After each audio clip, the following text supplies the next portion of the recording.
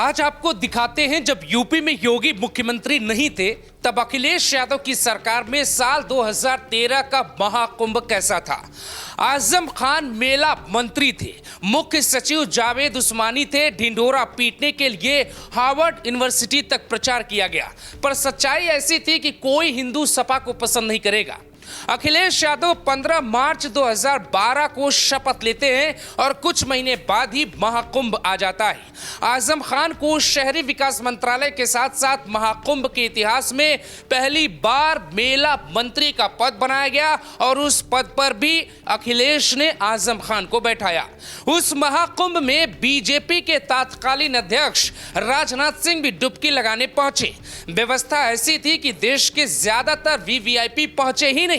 जब अखिलेश यादव सरकार के महाकुंभ की पोल खुली तो सपा सांसद जया बच्चन के पति अमिताभ बच्चन को सोशल मीडिया पर लिखना पड़ा, इंतजामों की आलोचना करना आसान है। तो ऐसा हुआ क्या था, अब विस्तार से सुनिए। बेटे की सरकार में असली सीएम तो मुलायम सिंह यादव ही थे और मुलायम के करीबी अतीक जैसे माफिया थे। प्रयागराज में मेला मंत्री आजम खान के इशारे पे सपा नेताओं, अतीक अहमद के खास लोगों और एक जाति के प्रकार के लोगों को टेंडर दिया गया। सीएजी की रिपोर्ट इसका बहुत चौंका देने वाला खुलासा करती है। महाकुंभ में सपा सरकार के मैनेजमेंट में भारी कमी पाई गई। आजम खान का मंत्रालय और IT state minister Abhishek Mishra के बीच कोई तालमेल नहीं था। अभिषेक मिश्रा अखिलेश यादव के खासम खास नेताओं में से एक थे। आजम खान ने अपने सचिवों, आईएएस अधिकारियों, आईपीएस की टीम बनाई जिसमें मुख्य सचिव जावेद उस्मानी थे, वही लीड कर रहे थे। 2013 में महाकुंभ का बजट करीब 1300 करोड़ था जिसमें बंदरबाट हुई। ये बात भी सीएजी रिपोर्ट में लिखी गई है। ये रिपोर्ट जुलाई 2014 की है। सीएजी रिपोर्ट के बाद आप एक और रिपोर्ट देखिए। हार्वर्ड यूनिवर्सिटी से अखिलेश यादव और आजम खान को न्योता आया। दोनों अमेरिका के बोस्टन एयरपोर्ट पे उतरे भी सुरक्षा कर्मियों ने आजम खान को रोक लिया। 10 मिनट के लिए उन्हें हिरासत में लेके पूछताछ हुई और अखिलेश यादव इंतजार करते रहे। कुछ देर बाद अखिलेश को गुस्सा आ गया, आजम खान से पूछताछ क्यों की गई। आप हंसेंगे, दोनों नेता वहां से वापस हिंदुस्तान लौट आए, हार्वर्ड तक नहीं पहुंच पाए। इन दोनों के लौट आने के बाद मुख्य सचिव जावेद उस्मानी मेला की सफलता पर लेक्चर देने के लिए अमेरिका गए। यानी मोदी नहीं थे तो अमेरिका में आजम जैसे को बैठा लिया जाता था। आप ये भी कह सकते हैं कि अखिलेश यादव और आजम खान को बहाना मिल गया और वो डर कर अमेरिका से बिना लेक्चर दिए लौट आए, क्योंकि हार्वर्ड यूनिवर्सिटी में महाकुंभ के आयोजन पे लेक्चर देना था। उस कार्यक्रम का नाम था Harvard without borders mapping the Kumbh Mela. यानी वहां जाते तो क्या बोलते, ये बोलते कि महाकुंभ में तब से 12 करोड़ लोग ही डुबकी लगा पाए, उसके लिए बेसिक सुविधाओं का भी इंतजाम नहीं कर पाए, या ये बताते कि महाकुंभ में 10 फरवरी साल 2013 को मौनी अमावस्या के मौके पर अखिलेश की टीम से 12 लाख श्रद्धालुओं के आने का अनुमान लगाकर बैठी थी। लेकिन उस दिन 3 करोड़ श्रद्धालु पहुंचे और सपा सरकार की व्यवस्था की पोल खुल गई। दुनिया ने देखा मुलायम की तरह अखिलेश यादव भी वोट के लिए अपनी सभ्यता और परंपरा भी भूल चुके हैं। इलाहाबाद जंक्शन पे पुलिस ने भीड़ को रोकने के लिए श्रद्धालुओं पर लाठीचार्ज की। आखिरी वक्त में स्टेशन मास्टर ने प्लेटफॉर्म नंबर बदल दिए और भगदड़ मच गई। उस भगदड़ में 36 लोगों की मौत हो गई। अमिताभ बच्चन को लिखना पड़ा। सपा सरकार ने खूब मीडिया में प्रचार करवाया, लेकिन सच ये था कि महाकुंभ का आयोजन जो भव्य और दिव्य होना चाहिए था वो हुआ ही नहीं। भारत सरकार से मिले फंड का तो 99% खर्च हुआ, यानी करीब 1200 करोड़। लेकिन सपा सरकार ने अपना फंड पूरा बचा लिया और फंड का सिर्फ 1% ही खर्च किया। सीएजी रिपोर्ट में लिखा गया। इसके बाद आजम खान ने जौहर अली जिन्ना यूनिवर्सिटी में जश्न-ए-जौहर कार्यक्रम करवाया। फंड महाकुंभ का लगा, ऐसे में आरोप लगे कार्यक्रम सफाई महोत्सव से भी ज्यादा महंगा था। आप जानकर हैरान होंगे कि रामपुर महोत्सव का नाम बदलकर भी जश्न जौहर कर दिया गया।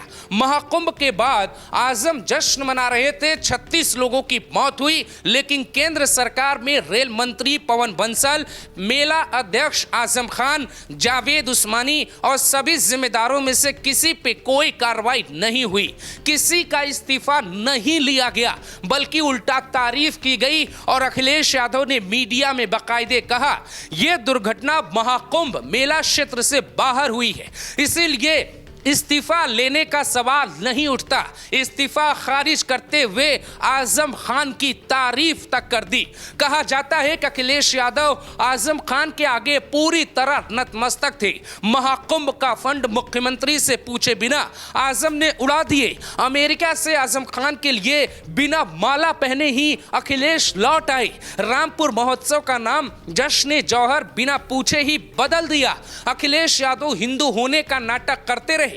2013 में सपा सरकार के महाकुंभ के बाद अब योगी सरकार भी महाकुंभ करवा रही है और वक्त आ गया है आपको यह बताने का कि योगी आदित्यनाथ ऐसा क्या करवा रहे हैं कि दुनिया का हर इंसान महाकुंभ में आकर डुबकी लगाना चाहता है। मेला क्षेत्र में 10 जोन बांटे गए हैं, 25 सेक्टर बनाए गए हैं, 56 थाने और 155 चौकियों में एक नए जिले के तौर पे अलग किया गया है। मेला क्षेत्र में महत्वपूर्ण धार्मिक स्थलों, शिविरों, पुलों, घाटों पे विशेष सुरक्षा का इंतजाम है। पानी के भीतर कमांडो रहेंगे। डूबने से जान जाने की संभावना इस बार महाकुंभ में कम है। 1300 से अधिक महिला पुलिसकर्मी महिला श्रद्धालुओं को सुरक्षा प्रदान करेंगी। कपड़ा बदलने, सुरक्षा में कोई छेड़छाड़ ना करे, महिला या किसी बेटी को दिक्कत ना हो, इसके लिए योगी सरकार पुलिसकर्मियों को सादी वर्दी में भी तैनात करेगी। 7,500 करोड़ का बजट रखा गया है। दुनिया का सबसे बड़ा तंबुओं का शहर प्रयागराज बनेगा। अमेरिका, जापान, हर कोई महाकुंभ के बाद योगी को सफलता पे ज्ञान लेने के लिए बुलाने वाला है, क्योंकि सपा सरकार में सिर्फ 12 करोड़ हिंदू पहुंचे और योगी सरकार का लक्ष्य 40 से 45 करोड़ का, यानी दुनिया भर में हिंदुओं की कुल आबादी का लगभग 40% गंगा में डुबकी लगाएगी।